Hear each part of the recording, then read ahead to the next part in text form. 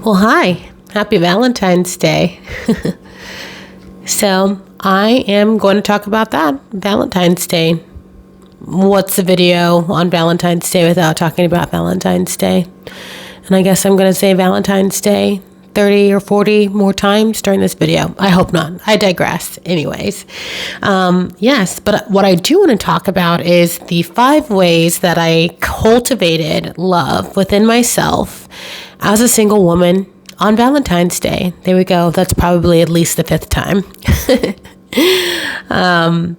But I think it's important to talk about this subject just because I think sometimes it can be just like any other holiday. It can be a little lonesome, or it can cause some feelings of loneliness if you are not intentional about what you do with your time, what kind of mindset you're in, and the kind of thought patterns that you are experiencing during those days, because it's very natural to have a sense of loneliness, especially on a day where it is centered around love and couples and doing all the things, especially if you are someone who desires to be married or be in a long-term relationship. So I want to talk about the 5 things that I did today to cultivate a sense of love within myself. And hopefully, if you'll find it's helpful for maybe next year, or I don't even think it's something that we have to wait for. I think it's something that if you are in a place where you feel a sense of loneliness, or maybe not at all, maybe you just want to incorporate them in your own daily practice just because you like the ideas, feel free to do that as well. But these really helped me just to, I think, have just a great Valentine's Day. And I'm not a super holiday person in general. I think it's cute. I'm not super kitschy or anything like that. Love a good Valentine's Day card or whatever and whatnot. But I think it's perfectly fine for those who celebrate. It's perfectly fine for those who go all out. I'm just not really one of those people, but it does bring into focus when we are in these seasons. I think we naturally are doing one or two things. We're either reflecting, or we can kind of go within in a little bit of a darker place if we're not careful about where our mind is. So I'm going to talk about, let me just go ahead and get started. So number one, the first thing that I did to cultivate love today was I put myself together before I ran errands. So I was getting ready for, and I'll talk about that a little bit later on this evening, or not this evening, later on this video, but I was getting ready for a Valentine's this evening, and so I had to run out and get a few items. And so usually what I do is I'll go in my sweatpants, and however my hair is looking, my face is washed, teeth are brushed, and that's just about as good as it's going to get.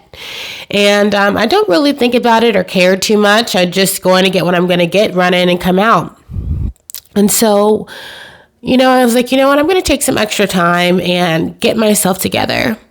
So instead of the sweatpants, I swapped them out for a cute pair of jeans and one of my favorite thermal tops, and just got my hair together, put on a little bit of makeup, and I will say it gave me some pep in my step. I felt really confident. I felt really great. I didn't feel slouchy, because have you ever been in a store where you pass the frozen aisle or a door or something, and you just see how busted you look? It's just like, why did I come out of the house looking like this? But sometimes you're just like, whatever, I'm running in, I'm running out. So definitely have experienced those moments. And when I caught my reflection today, it just gave me an extra boost of confidence knowing that I felt good about myself. I was wearing some cool boots and the weather has, I think I'm starting to come down with a little bit of the sniffles, but I rebuke it in the name of Jesus. But I happened to catch my reflection. And so it gave me an extra boost of confidence, just knowing that I felt put together and I really liked my outfit. And even though it was still very casual, I felt great. And I was able to walk around with my head held high and I didn't feel slouchy and rusty, dusty, and busted. So that's one thing that I did today. Moving on, I tackled a project that's been on the back burner for a while. So those of you who have been watching my channel for a while, if you are a first-time viewer, I recently moved into a new home in October. And so I'm Mrs. Fix-It. So when anything goes down, it's on me. And recently, about a month ago, my master shower head just took a whole, I don't even know what it did. It just fell off. And ever since had been giving me problems until it just one day would not stay on. And so I had to completely remove the shower head. And thank gosh, I have a second bathroom. So I've been using the guest bathroom to get ready and all the things because it's just kind of a pain to go back and forth between the master bathroom and the guest bathroom to get ready and all the things to shower. So I've just been getting ready in the guest bathroom, and I've just been feeling myself like I want to get back to like my space, my bathroom. And so today, one of the errands was to get a shower head. And I was like, I'm going to get a shower head. I'm going to put it up and I'm going to move back into my bathroom. Like this guest bathroom is for guests. I have my bathroom. I love my bathroom. I want to be able to spend time in that space. And so I went and got a shower head, and it brought me so much joy just to be able to have the idea that I was going to be able to move back into my own space and that I was going to get a project done that's been on the back burner. And if you're anything like me, you just love to be able to cross something off of your list. Man. So that really just, again, gave me that extra pep in my step and just gave me a little spark of just joy and excitement to just be able to enjoy my space again. And so that's another thing that I did. Number 3, I tidied up the house and then I deep cleaned one space. So I didn't deep clean the whole house, but I did tidy up. And then I deep cleaned one space really well. So pulled the carpets out, washed the carpets, did the vacuuming, did the mopping, did all the things, sprayed everything down, and that gave me a sense of wellness because, I spend a lot of time in this space, especially if I'm reading, and it just needed that extra bit of care. And so it gave me a lot of wellness just to be able to get in there, get down, elbows deep in there and just do a really good clean. And the space just feels like it's been completely reset. Some people might do a Sunday reset or a Monday reset, just the top of the week before they get their week started. And I typically do something like that. I'll typically, straighten up, tidy up. But I got in here and really just cleaned it up, the space. And it feels great. It feels like it's ready to go, ready to relax in. And I can't wait to just pop up and read a book in my living room just because it was my living room. Read a book in my living room. And so it feels great. Everything just feels in order. And that feels really, really wonderful. And so number 4, back to the Valentines. So I had a Valentine's with my identical twin sister today, just the two of us. And she came over and we did mocktails and charcuterie, and I made a pasta salad, and I made these like pumpkin pies, like little mini pumpkin pies, but like high protein. So like pumpkin puree with like Greek yogurt and, zero sugar, like vanilla pudding. So I was like really just taking into account like the nutrients, like, or the nutrition plan that I'm on. So still able to enjoy sweet treats, but, not overdoing it, not in a way that would make me feel guilty or ashamed. And, even over the last few days, just giving myself a little bit more leeway and being like, well, we've been doing this one plan for this long and it's been working, but how happy am I with this plan? And not just because I'm doing it doesn't mean I can't switch it up or I can't try something different. I don't have to stick to it just to stick to it. I can try things that are going to be a little bit better and see how my body responds, and I have that liberty. And so it was nice just to be able to spend time with her and eat some really good food and enjoy some sweet treats. And And not only that, we were planning our trips for the year. And again, just having the opportunity to spend time with somebody that I love very dearly. We just laugh, we enjoy ourselves. She's someone I can just totally let loose with, of course. And so we just had a good time. And then we were also planning our trips for the year. So it gives us something to look forward to. It gives us something to be excited about. It gives us something to just, sometimes you need that one thing to work towards, especially when you kind of had your head down and just grinding. You just need that one thing that it's going to be like, I can't, just a few more weeks until I'm on the beach, or just a few more weeks until I'm in the mountains, whatever it might be. Even if it's just going to be a short hiatus, just having that on the calendar, it makes the world of a difference. And just being able to get excited and just imagine how beautiful it's going to be able to take our yearly sabbaticals together and just dream and envision what it's going to be like. So that was a lot of fun to spend time with her. And I'm a mocktails girly. I love a good mocktail. First and foremost, I love being a part of the sober community. What a time to be alive. I mean, I don't even know how long, maybe even 5-6 years ago, there wasn't such a big presence with.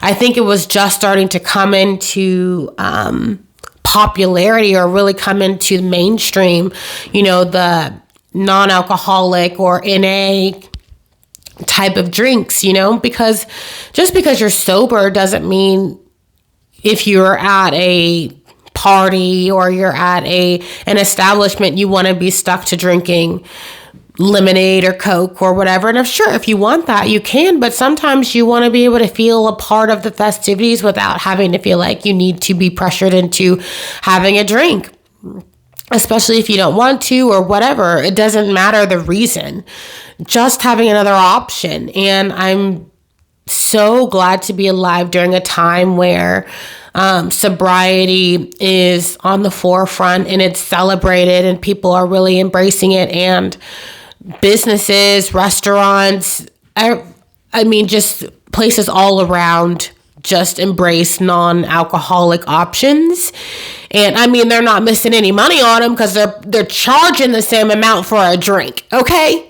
They're charging the same amount for a drink. So they're not missing any money on it, and good on them for moving in and not missing that opportunity. It's a good business move to recognize the market out there. So previously, I used to be a bartender, and one of my favorite things about being a bartender was being able to mix the drinks and how fun that was. And so, just because I'm sober, Doesn't mean I don't still enjoy that aspect of like mixing up a really great mocktail. And so like even back here, I've got my whole little like mocktail set up. And so, yeah, I mean, in the kingdom of heaven, put me at the spot where I can be mixing the milk and honey, Lord.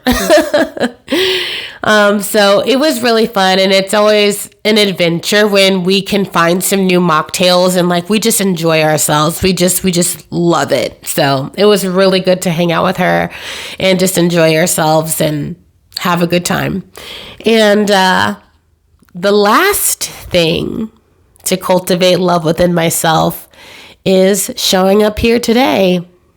Absolutely. Showing up here today and being consistent and just continuing to, no matter what it looks like, no matter what it feels like, consistency or